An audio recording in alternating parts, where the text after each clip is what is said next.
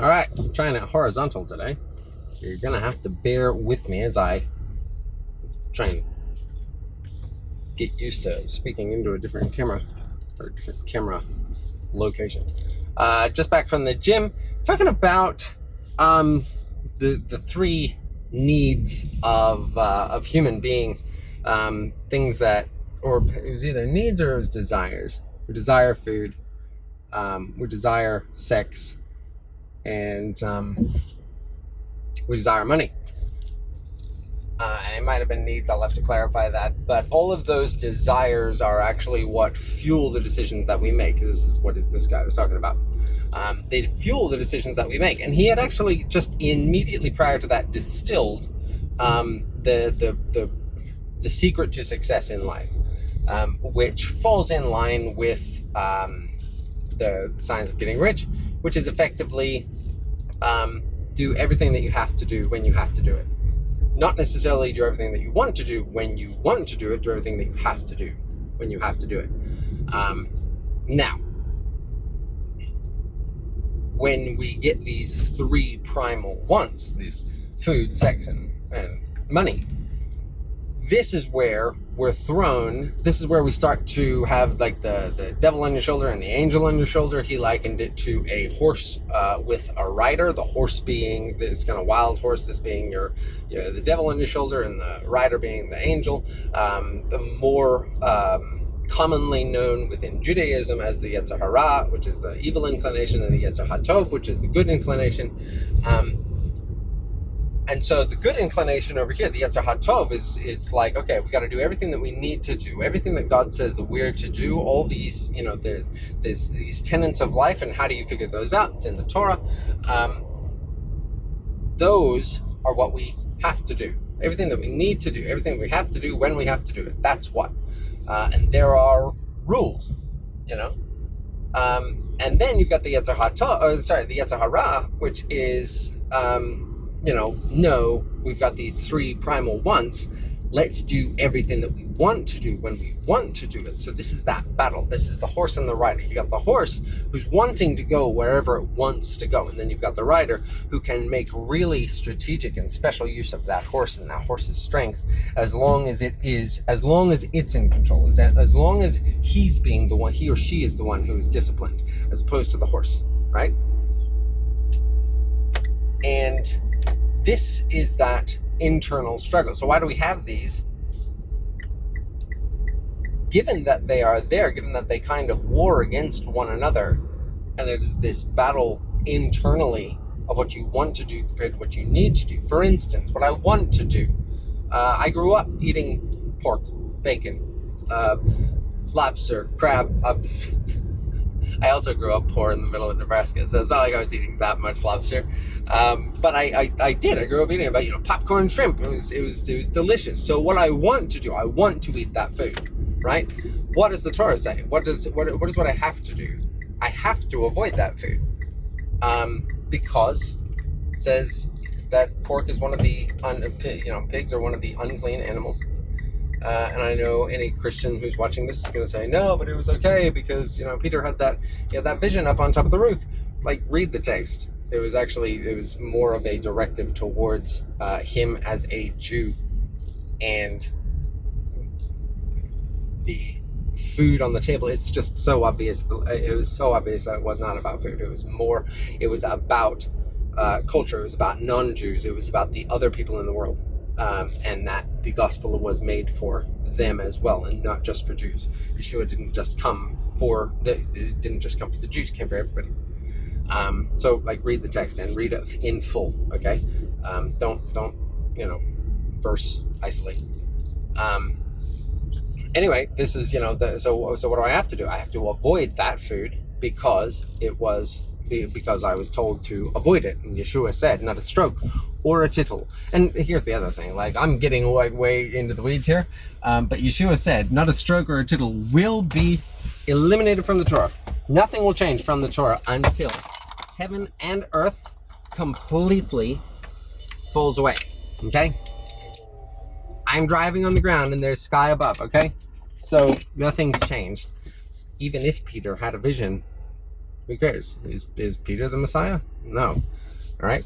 Anyway, so refuted. But that's what I have to do. What I want to do is I want to eat it. Okay, so why do I have these two warring factions? There must be something like, what happens when you meet a challenge and you overcome that challenge?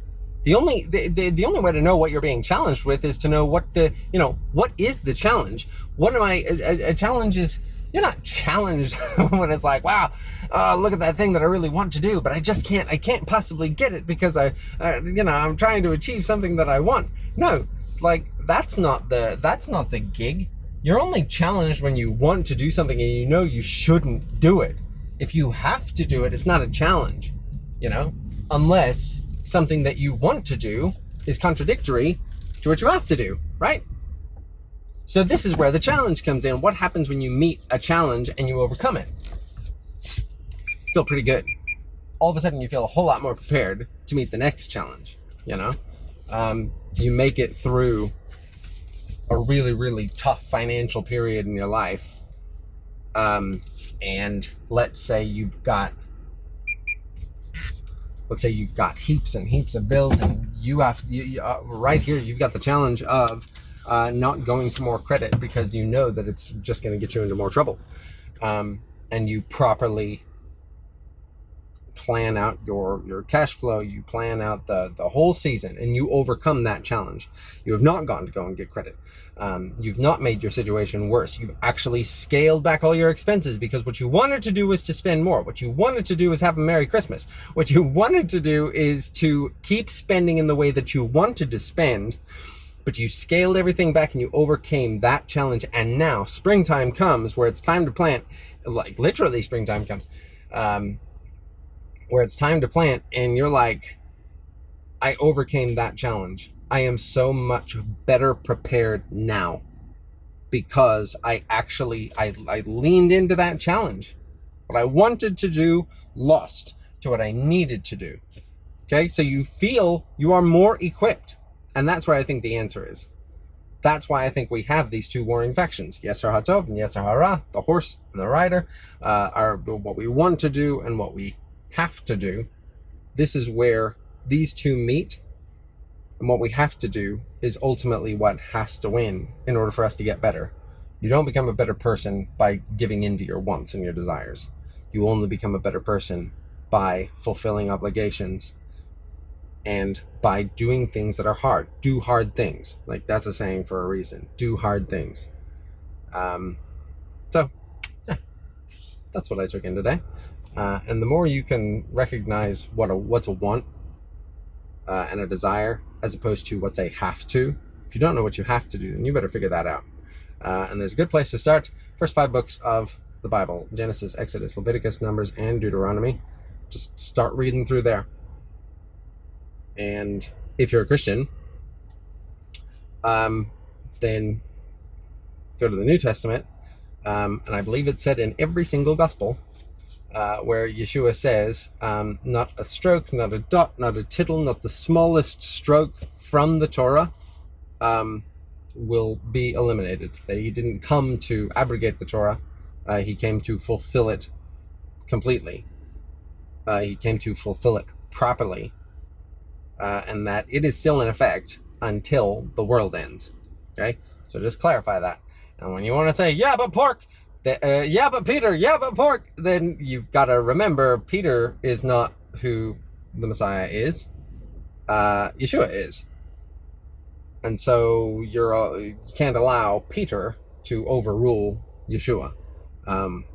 And if you get into doubt where you're like, yeah, but it was Yeshua who was speaking to him in a vision. Okay, well, that's one guy having a vision. Like, let's just logically look through this here. If we're comparing one to another, like I've got this thing right here, and I can see that it says flirt, blitz, mince, 99% sugar-free, peppermint. And then tonight, let's say I have a dream about this, and it says, flirty, Brits,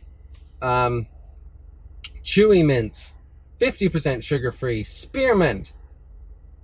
Which one am I gonna, if I write this down, write down everything that I see right here, and I write it down, and then I have a dream tonight, and I try and remember what it was, and I write that down, I'm not taking away anything from Peter's dream, from Peter's vision. What I am saying is that if you are struggling, and here's the thing, you'll probably know you're struggling if you're trying to justify something that you kind of know is a bit of a want, like, oh, there it is in black and white, don't eat pork. Here it is in black and white. Yeshua said, like, this is somebody who's writing down what he said, and then it's like you can probably, you can make a logical decision that says, oh, I'm trying to justify a want here, and just, I would say, sleep on it.